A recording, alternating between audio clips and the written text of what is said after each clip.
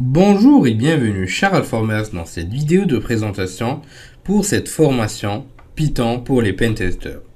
Je tiens à vous dire que je suis extrêmement heureux de vous présenter cette formation qui m'a longtemps été demandée par la communauté d'Alform. Cette formation va donc être consacrée au langage Python et à son application par rapport aux différents cas de pentest, ce qui va inclure de manière générale les attaques, le forensique ainsi que d'autres tâches qu'on va pouvoir découvrir ensemble. La question qui se pose maintenant, c'est pourquoi choisir Python à la place d'un autre langage pour notre cadre sécurité informatique ou cybersécurité. Tout simplement parce que Python est tout d'abord un langage open source, multiplateforme, qui peut donc tourner sur n'importe quel type de plateforme, que ce soit du Windows, du Mac OS X, ainsi de suite. C'est aussi un outil extrêmement riche en librairies qui vont pouvoir nous aider à pouvoir effectuer différentes tâches qui, au préalable, étaient extrêmement difficiles et lourdes à mettre en place de manière extrêmement facile, mais surtout ce qui nous intéresse, rapide. Vous l'aurez compris, Python est là pour nous faciliter la tâche et nous faire gagner du temps sans pour autant perdre en efficacité.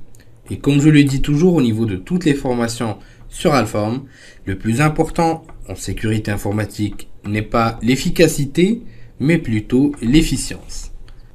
En plus, bien sûr, des différents outils qui sont présentés et partagés de manière open source, tous ces éléments nous permettront donc de pouvoir mettre en place des prototypes de manière extrêmement rapide, tout en benchmarkant les différentes méthodologies existantes afin de pouvoir répondre convenablement à notre besoin. Il faut savoir qu'il existe différentes implémentations de Python où l'on retrouve principalement IronPython, Jython ou encore CPython. IronPython ou IronPython est une implémentation qui va pouvoir nous aider à écrire du code Python au niveau de code C#.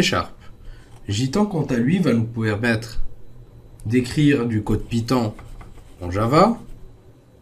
Et enfin, ce qu'on va pouvoir découvrir au niveau de cette formation, c'est le CPython, qui représente donc l'implémentation de référence du langage Python. Et c'est tout simplement un interpréteur de langage Python qui a été écrit en C. À savoir que ce dernier permet, ou pour être plus précis, donc les objets au niveau de CPython ont été créés à partir de la structure PyObject, par rapport à l'implémentation du modèle orienté objet, qui va contenir tout ce qui est orienté vers la gestion des objets, ce qui inclut le compteur de référence, pointeur, chaînage, garbage collector, donc le ramasse-miettes, et ainsi de suite. Sans oublier bien sûr un pointeur vers la classe de l'objet. On va donc pouvoir découvrir ce dernier ou cette implémentation au niveau de notre formation. Nous avons donc choisi Python dans notre contexte cybersécurité, car tout d'abord, ce dernier, comme on l'a cité au niveau du choix préalable du langage de programmation Python, car il est riche en librairies, cette fois-ci des librairies qui sont bien sûr orientées sécurité informatique, qui vont nous permettre de pouvoir automatiser des tâches qui sont extrêmement lourdes à mettre en place par rapport à d'autres langages de programmation. Librairies aussi qui sont toujours en développement et en amélioration continue, et donc où on ne retrouve pas de stagnation par rapport à d'autres langages comme Java, donc où l'on retrouve souvent des librairies qui sont outdated, ainsi de suite. Et justement, les librairies qui sont présentes au sein du langage Python, qu'on peut exploiter dans un contexte de sécurité informatique, répondent extrêmement bien, donc extrêmement convenablement pour être plus précis, à nos besoins en matière de sécurité informatique. Ce dernier peut aussi ou va pouvoir aussi nous aider à effectuer du prototyping, rapide, de mettre en place des POC ou proof of concept de manière très rapide mais aussi efficace.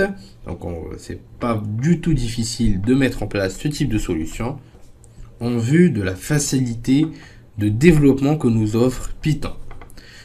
Il existe aussi, comme on a pu le découvrir au préalable, plusieurs outils disponibles dont vous pouvez donc vous inspirer aussi bien au niveau de la méthodologie, de l'approche, mais aussi du code en lui-même. Il y a aussi derrière une communauté qui est très active et qui est toujours en quête de nouveaux challenges, qui est très active et qui fournit beaucoup d'aide pour les développeurs en Python. La communauté derrière est un élément extrêmement important lorsque vous allez pouvoir effectuer un choix, aussi bien au niveau donc d'un langage de programmation ou d'une solution spécifique, surtout quand on est en train de choisir une solution open source à déployer. Et enfin, sa syntaxe qui va nous permettre de pouvoir rapidement mettre la main dessus et cerner le langage, syntaxe qui va pas du tout nous faire perdre du temps lorsqu'on va pouvoir essayer de développer nos outils ou bien de pouvoir mettre en place des attaques ou encore des simulations. Un point qui est extrêmement important et qui n'est pas à négliger. Lors de cette formation, nous allons donc tout d'abord commencer par une petite introduction, suivie par la découverte des notions de base nécessaires qui vont pouvoir nous aider à suivre convenablement cette formation. Nous allons ensuite découvrir la sécurité des réseaux avec les différentes attaques au niveau du réseau, comment les perpétrer grâce à Python, comment développer nos outils de manière très rapide mais aussi efficiente. Nous allons aussi pouvoir découvrir Python ainsi que le web, donc les exploitations orientées web, comment aussi coder nos propres outils de scanning et de détection mais aussi d'exploitation de vulnérabilité. Par la suite, nous allons pouvoir discuter d'un chapitre extrêmement intéressant et qui concerne le développement d'exploits en Python, comment débugger en Python, développer des exploits et ainsi de suite. Et enfin, le forensique en Python qui est extrêmement puissant et intéressant. Nous verrons donc comment ce langage va pouvoir nous aider à automatiser toutes les tâches qui ont semblé être lourdes et difficiles à automatiser. On fait donc des solutions qu'on retrouve la plupart du temps, donc des solutions qui sont privatisées. À savoir qu'au niveau de ce chapitre, nous allons aussi pouvoir discuter de la crypto au niveau de Python. Et bien sûr, une petite conclusion de la formation.